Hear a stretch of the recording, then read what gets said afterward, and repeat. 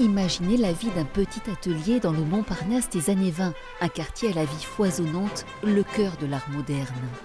Cet atelier aura abrité Gauguin et Modigliani. Il fut aussi celui du couple de peintres, Colette Chassaignaud et Auguste Clerget.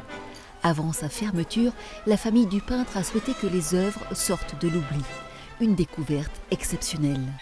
J'ai eu la chance en 2017 d'avoir les clés de l'atelier du 8 rue de la Grande Chaumière à Montparnasse, de pousser la porte et d'entrer comme en 1920, rien n'avait bougé.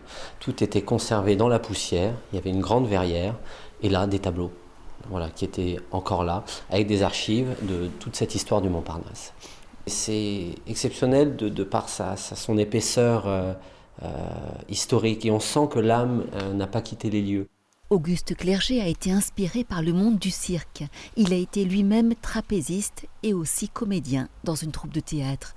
Il aimait peindre la nature, les animaux et les bistrots. Il y a organisé des expositions avec ses amis, dont Maurice Le Squeezec, pour introduire l'art dans la rue. Colette était sa muse, elle peignait aussi des œuvres aux couleurs chatoyantes. À la fin de sa vie, il devint le peintre de la zone, en périphérie de Paris. Il s'y installa dans une cabane et y a peint avec humanité les laissés pour compte. Un retour aux racines. La zone, c'est ce qui est de l'autre côté des fortifs, c'est ce qui est de l'autre côté des voitures, de la nuit avec ses codes, c'est le grand terrain vague de la vie et de la cité.